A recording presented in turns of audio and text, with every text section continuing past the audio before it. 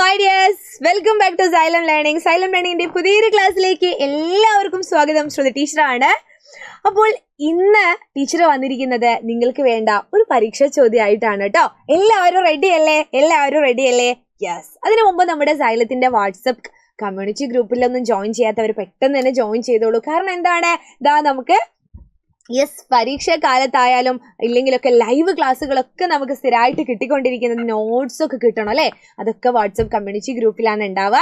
മറന്നു പോകരുത്. എല്ലാവരും ജോയിൻ ചെയ്യുക, സബ്സ്ക്രൈബ് ചെയ്യുക, അതുപോലെ ലൈക്ക് ചെയ്യുക. നിങ്ങൾ കമന്റ്സിലൂടെ ഞങ്ങളോടുള്ള സ്നേഹമൊക്കെ അറിയിക്കുക കേട്ടോ. അപ്പോൾ പേരറിയാമെന്ന് വിചാരിക്കുന്നു. ശ്രുതി എന്നാണ്. ശ്രുതി ടീച്ചർ എന്ന് വിളിക്കാം, മാളു മിസ് എന്നൊക്കെ വിളിക്കാം കേട്ടോ. ആദ്യത്തെ ചോദ്യം ഒരു ഷുവർ ക്വസ്റ്റ്യൻ ആണ്, എല്ലായ്പ്പോഴും വരുന്നതാണ്. പക്ഷേ നിങ്ങൾക്ക് എപ്പോഴും ഒരു കൺഫ്യൂഷൻ വരാറുണ്ട് അല്ലേ?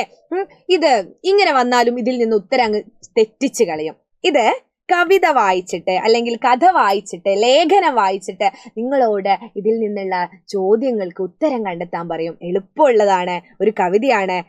5 ചോദ്യങ്ങളും ഉണ്ടാവും. വളരെ എളുപ്പത്തിൽ മാർക്ക് നേടാൻ പറ്റുന്നതാണ്. വളരെ എളുപ്പത്തിൽ എന്ന് പറഞ്ഞാൽ വളരെ എളുപ്പത്തില്. കാരണം എന്താണ്, ചോദ്യവും ഉത്തരവും ഇവിടെ തന്നെ ഉണ്ട്. നമുക്കൊന്ന് നോക്കാം കേട്ടോ. ഈ കവിത നമുക്കൊന്ന് വായിച്ചു നോക്കാം.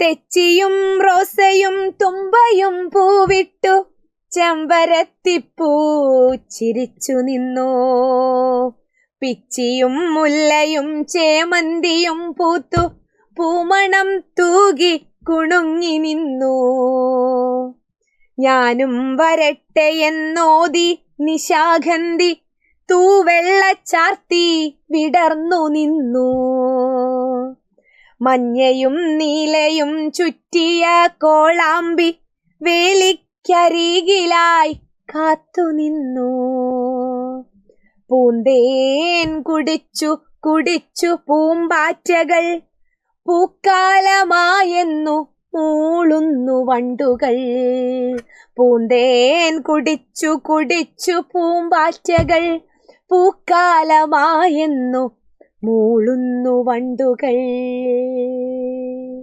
അതിമനോഹരമായ ഒരു കവിത. എനിക്ക് തോന്നുന്നത് ഞാനിത് ചൊല്ലിയപ്പോൾ തന്നെ നിങ്ങൾക്ക് ഇതിന്റെ ക്ലിയർ ആയിട്ടൊരു ഐഡിയ കിട്ടിയിട്ടുണ്ടാവും. പൂക്കളെ പറ്റി വിവരിക്കുകയാണ് അല്ലേ? പൂക്കാലത്തെ പറ്റി പറയുകയാണ്. ഇതിൽ നിന്നുള്ള ഒരു 5 ചോദ്യങ്ങൾ നമുക്കൊന്ന് നോക്കിയാലോ. ആദ്യത്തെ ചോദ്യം, പൂമണം തൂകി നിന്നത് ആരൊക്കെയാണ് അല്ലെ? പൂമണം തൂകി നിന്നത് ആരൊക്കെയാണ്? ഉത്തരങ്ങൾ ഇതിൽ തന്നെ ഉണ്ട്. പിച്ചിയും മുല്ലയും ചേമന്തിയും പൂമ്പാറ്റയും തെച്ചിയും റോസയും തുമ്പയും. അപ്പോൾ ആരൊക്കെയാണെന്ന് നമ്മൾ ഊഹിച്ചെഴുതല്ല, ഇതിൽ നിന്ന് ഉത്തരം കണ്ടെത്തി എഴുതണം. നോക്കണേ, പൂമണം തൂകി നിന്നത് ആരൊക്കെയെന്നാണേ.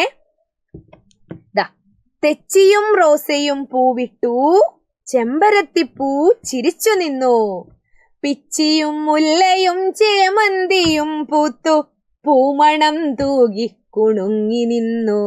ഇത് നോക്കിയേ, പിച്ചിയും മുല്ലയും ചേമന്തിയും പൂത്തു പൂമണം തൂകി കുണുങ്ങി നിന്നു. അപ്പൊ പൂമണം തൂകി കുണുങ്ങി നിങ്ങിയത് പിച്ചിയും മുല്ലയും ചേമന്തിയാണ്. അപ്പൊ ഉത്തരം എഴുതുക, പിച്ചിയും മുല്ലയും ചേമന്തിയുമാണ്. പൂമ്പാറ്റയില്ല, പിച്ചിയും മുല്ലയും ചേമന്തിയുമാണ് ഉത്തരം. ഞാൻ ഇത് റെഡ് കൊണ്ട് നമുക്ക് മാർക്ക് ചെയ്യാം കേട്ടോ. പിച്ചിയും മുല്ലയും ചേമന്തിയുമാണ് ഉത്തരം. അടുത്ത ചോദ്യമേ, നിശാഗന്ധിയുടെ പ്രത്യേകതയായി കവി പറയുന്നത് അല്ലെ, കവിതയിൽ പറയുന്നത് എന്താണ്? നിശാഗന്ധി. നിശ എന്ന് പറഞ്ഞാൽ രാത്രിയാണ്. അപ്പൊ രാത്രി വിരിയുന്ന പൂവാണ് നിശാഗന്ധി. രാത്രി വിരിയുന്ന പൂവിന് ഒരു പ്രത്യേകതയുണ്ട്. എന്താണ്? വെളുത്ത നിറമായിരിക്കില്ലേ? നമ്മുടെ മുല്ലപ്പൂവ് രാത്രിയല്ലേ വിടരാറ്. അതുപോലെ നിശാഗന്ധിയും വെളുത്തിട്ടാണ്. അപ്പോ നിശാഗന്ധിയുടെ പ്രത്യേകതയായി പറയുന്നത് അത് പൂന്തേൻ കുടിക്കുന്നു എന്നാണോ, തൂവെള്ള ചാർത്തി നിൽക്കുന്നു എന്നാണോ, മതിച്ചു നിൽക്കുന്നു എന്നാണോ? ഇവിടെ ഉത്തരമുണ്ട് കേട്ടോ. ഞാനും വരട്ടെ എന്നോതി നിശാഗന്ധി തൂവെള്ള ചാർത്തി വിടർന്നു നിന്നു. തൂവെള്ള ചാർത്തി വിടർന്നു നിന്നത് ആരാണ്? ആരാണ്? നിശാഗന്ധിയാണ് അല്ലേ? അപ്പോൾ നിശാഗന്ധിക്ക് തൂവെള്ള ചാർത്തി നിന്നു എന്നുള്ളതാണ് ഉത്തരം. നിശാഗന്ധിയാണ് തൂവെള്ള ചാർത്തി നിൽക്കുന്നതാണ് അല്ലെ? അടുത്ത ചോദ്യം എളുപ്പമുള്ളൊരു ചോദ്യമാണ്. വേലിക്കരികിൽ കാത്തു നിന്നത് ആരാണ്? ശരിക്കും വായിച്ചു നോക്കിയാൽ കിട്ടും. വേലിക്കരികിലായി കാത്തു നിന്നു. തൊട്ടമേലത്തെ വരി. മഞ്ഞയും നീലയും ചുറ്റിയ കോളാമ്പി വേലിക്കരികിലായി കാത്തുനിന്നു. മഞ്ഞയും നീലയും ചുറ്റിയ കോളാമ്പിയാണ് വേലിക്കരികിലായിട്ട് കാത്തു നിന്നത്. അപ്പൊ കോളാമ്പിയാണ് വേലിക്കരികിലായിട്ട് കാത്തു നിന്നത് അല്ലെ. ഇനി വണ്ടുകൾ എന്താണ് മൂളുന്നത് മക്കളെ? വണ്ടുകൾ മൂളുന്നത് എന്താണ്? പൂക്കാലമായെന്നാണോ? പൂന്തേൻ മധുരമുണ്ടെന്നാണോ? പൂ വിരിയാത്ത ദുഃഖമാണോ? ദേ വണ്ടുകൾ ഇവിടെ മൂളുന്നുണ്ട്. പൂന്തേൻ കുടിച്ചു കുടിച്ചു പൂമ്പാറ്റകൾ. അടുത്ത വരി. പൂക്കാലമായെന്നു മൂളുന്നു വണ്ടുകൾ. പൂക്കാലമായെന്ന് വണ്ടുകൾ മൂളുന്നു എന്നാണ് പറയുന്നത്. അപ്പൊ നമ്മുടെ ഉത്തരം എന്താണ്? പൂക്കാലമായെന്ന് മൂളുന്നു വണ്ടുകൾ. അപ്പൊ ഉത്തരം പൂക്കാലമായെന്നാണ് അല്ലെ. ഇനി അടുത്തത് നോക്കൂ.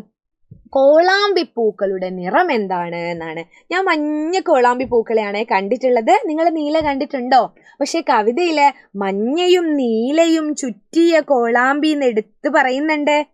അപ്പോ നമുക്ക് കവിതയിൽ പറഞ്ഞതുപോലെ തന്നെ എഴുതണം അല്ലേ? മഞ്ഞയും നീലയും ചുറ്റിയ കോളാമ്പി എന്നാണ് ഉത്തരം. മഞ്ഞയും നീലയും ചുറ്റിയ കോളാമ്പി. അപ്പോൾ ഇത്രയേ ഉള്ളൂ വായിക്കാം എഴുതാം എന്ന് പറയുന്ന ചോദ്യം. അത് എ ഗ്രേഡ് നേടാതെ ആരും പോകരുത്. വൃത്തിയിലൊന്ന് വായിച്ചു നോക്കണം. ചിലപ്പോൾ കവിത തരും, ചിലപ്പോൾ കഥയായിരിക്കും തരുന്നത്, ചിലപ്പോൾ ലേഖന ഭാഗമായിരിക്കും തരുന്നത്, ചിലപ്പോൾ ഒരു യാത്രാവിവരണത്തിന്റെ ഭാഗമായിരിക്കും. പക്ഷെ ഉത്തരം അതിൽ തന്നെ ഒളിഞ്ഞിരിക്കുന്നുണ്ടാവും. അപ്പൊ അടിപൊളിയായിട്ട് പഠിക്കുക, അടിപൊളിയായിട്ട് പരീക്ഷ എഴുതുക. ടീച്ചേഴ്സ് എല്ലാം നിങ്ങളുടെ കൂടെ ഉണ്ട്. സൈലം എപ്പോഴും കൂടെ തന്നെ ഉണ്ട്. നമ്മുടെ ചാനലൊക്കെ സബ്സ്ക്രൈബ് ചെയ്യുക. ഓക്കെ, അടുത്ത ക്ലാസ്സിൽ കാണാം. അതുവരേക്കും ബൈ.